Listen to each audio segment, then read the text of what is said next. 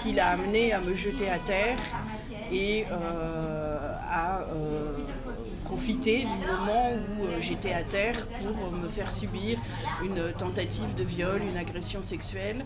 Et ensuite, alors que je m'étais relevée pour aller informer ma supérieure de ce qui venait de se passer, j'ai eu un passage à tabac pour me faire taire définitivement, en quelque sorte.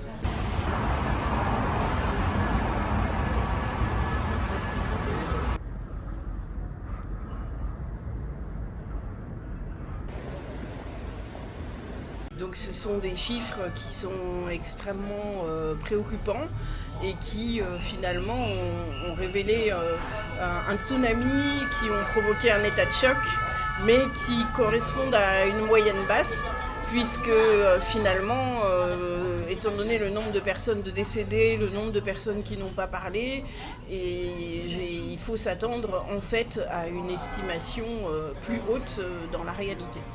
C'est déjà un résultat énorme d'arriver à ce chiffre, et le rapport permet de faire en sorte que toutes ces vies anonymes entrent dans l'histoire, soient rassemblées dans l'histoire. C'est vraiment un moment historique que nous vivons.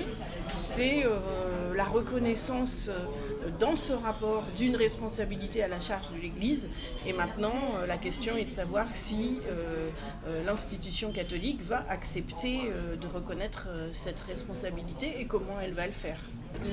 Ça a eu des grosses conséquences, puisque la communauté m'a demandé de cesser tout contact avec ma famille, de ne pas leur parler de ce qui s'était passé.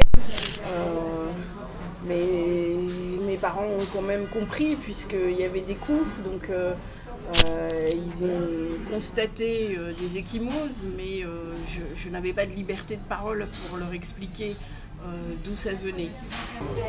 J'ai pu en parler au bout de 6 ans,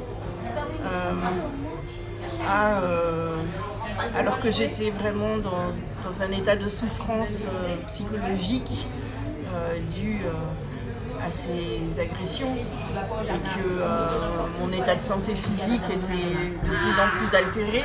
Ça montre l'ampleur des dégâts, et au-delà de ça, montre qu'il y avait vraiment un système à l'œuvre pour couvrir ce genre d'abus, pour ne jamais écouter les victimes qui se sont plaintes. Ils ont des enfants majeurs qui sont dans des groupes religieux et qui n'ont pas le déclic pour réaliser qu'ils sont maltraités et pour en sortir. Et c'est une grande source de préoccupation pour eux de se dire qu'ils deviennent âgés et que peut-être après leur mort, leur enfant majeur va réaliser qu'il s'est trompé de voie et qu'il a été sous la conduite de quelqu'un qui était peu recommandable. C'est difficile de recommencer une vie sociale et professionnelle en étant sorti d'une communauté religieuse.